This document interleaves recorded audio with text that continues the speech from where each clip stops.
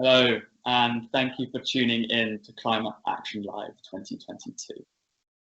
My name is Flynn Devine. I'm 22 years old and interested in how we can change structures and systems around the world to give people more agency and power. And as mentioned, I was part of the team last year who delivered the first ever Global Citizens Assembly. I have the privilege of chairing today's panel discussion about young people on the front line of climate action, where I'll be joined by four fantastic young climate activists from around the world. So our first panelist today will be joining us from Mexico, Adriana Calderon Hernandez. Adriana currently advocates for climate justice at Fridays for Future MAPA, that's Most Effective Areas of People, and Fridays for Future in Mexico. Sitting on the panel with her will be Farzana Farooq Jamul from Bangladesh.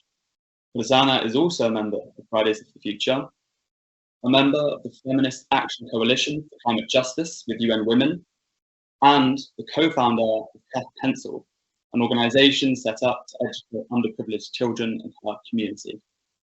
And last but definitely not least, our final panelist today will be Disha Rabi. She's a writer, activist, and founder of Fridays for Future Media. So welcome today to this panel, and thank you for joining us. I'm sure we're going to have a very interesting conversation. Obviously, as we only have a reasonably short period of time in this incredibly busy and amazingly packed day, I hope you don't mind if at times I might ask you to, finish up your point or maybe even move a question to one of your fellow panelists. And so we're going to open with a very wide but very important question. And I would love you all to try and answer this if you want to, and whoever wants to go first can. How do you think young people feel about the world that we've been handed today? Would anyone like to answer this first?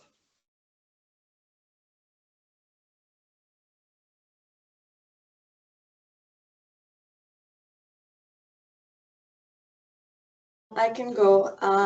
I think a lot of us and those younger than us feel a little betrayed with the world we've been given. Not only is the climate crisis looming over us, but we have to fight the climate crisis in a dying economy. So the odds are stacked against us, and there's a lot of anger and betrayal towards the older generation who has worked on creating a world where power structures and pillars of different structures of oppression have stood for decades, if not centuries.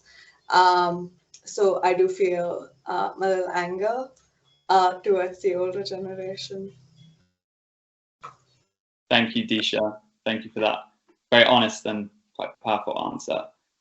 And Adriana, perhaps I could invite you, maybe if you wanted to share a few thoughts about this question. Whenever we are asked how do I feel about the world we are receiving, I also think about the world that our younger generations are going to receive from us. And that question really terrifies me because we are already seeing the impacts of the climate crisis, and I cannot imagine what is the world that we are going to leave our children to because we are borrowing their planet.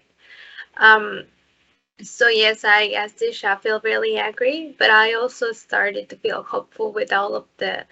When I joined the climate movement, I saw so many people joining and so many people like joining efforts and actions, and I started to feel hopeful. But I also feel angry that I have to do this. I also feel sometimes hopeless. I also sometimes feel really sad because if we are already living the burden of the climate crisis, what are our children going to live? So I feel like I have so many emotions about the world that we are being handling, but one of them, the most that resonates with me, is hope, and because I believe that we can turn the system around, and I believe that we can change the way that things are going. Thank you for sharing that. Farzana, maybe I'll come to you. If you want to share anything you might feel the same, any other emotions you might feel, and how do you think young people really feel about the world we've been handed?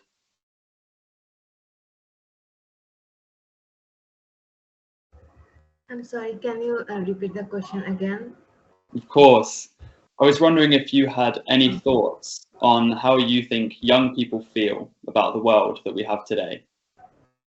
Okay, so as already Disha and Adriana said, this is the emotion, but there is a lot of emotion other than like hope and being angry and feeling betrayed, because we actually born in this climate crisis, and we need to come to a platform and say that climate crisis is real. This is really devastating for us because we are seeing it every day and yet people are not believing. So we are it's like in a different I feel like we sometimes live in a different other world, but we all live in the same world and it should be like this.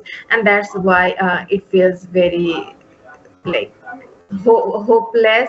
But at the same time, as Adriana and Disha said, we also see a lot of people in this, and we also see that young people are changing it every day. Young people are challenging every system which is not right.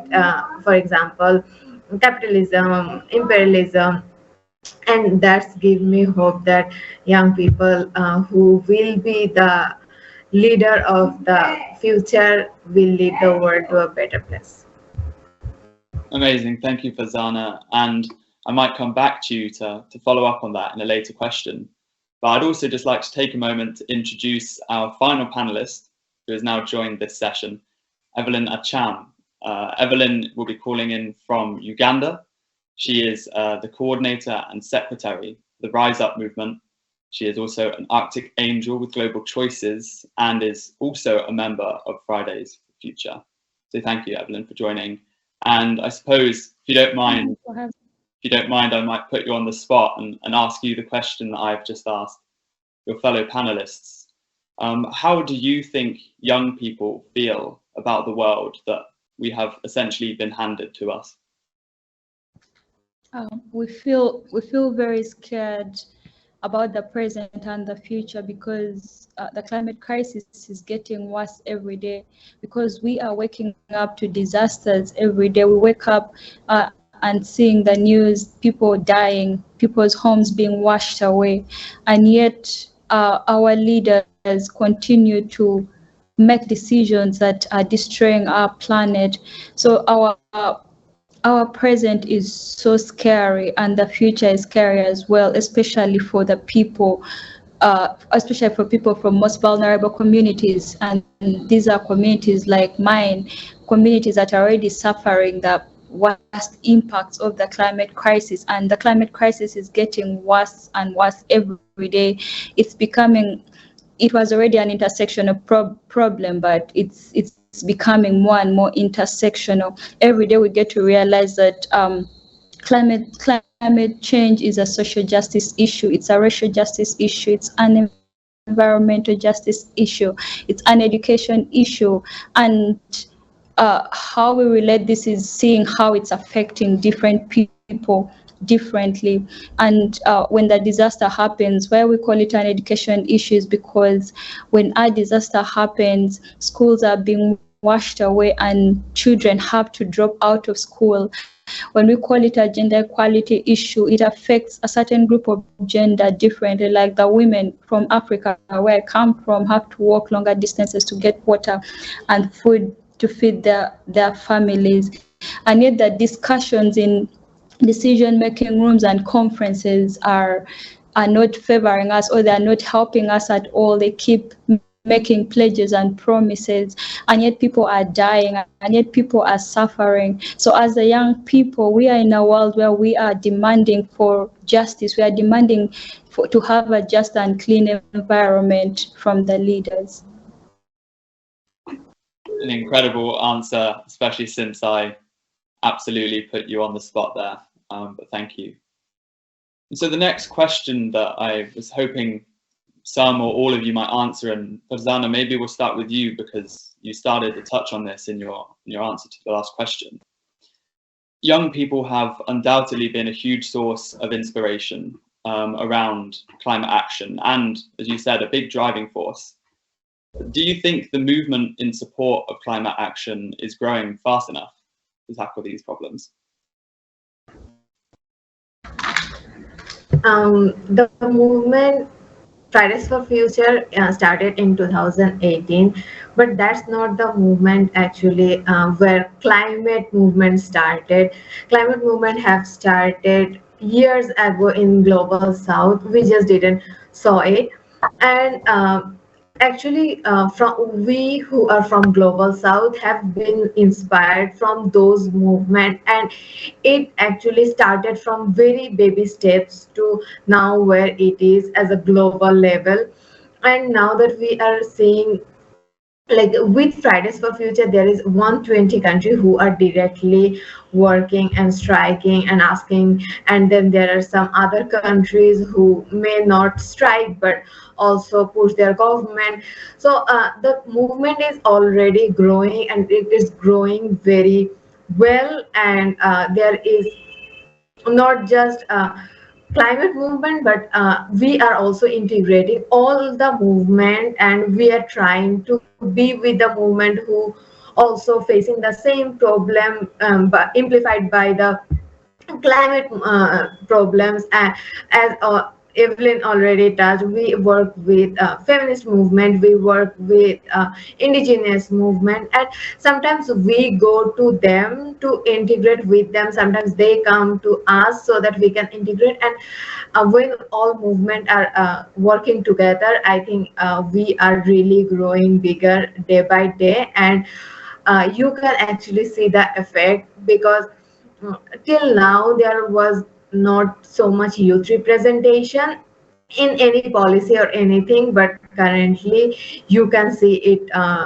Our government is talking about it. When there is an international conference, people are talking that youth should be in this conference. So this is a proof that we already growing bigger, and we are growing in a way that it will go, like it will bring global justice if we are together for future.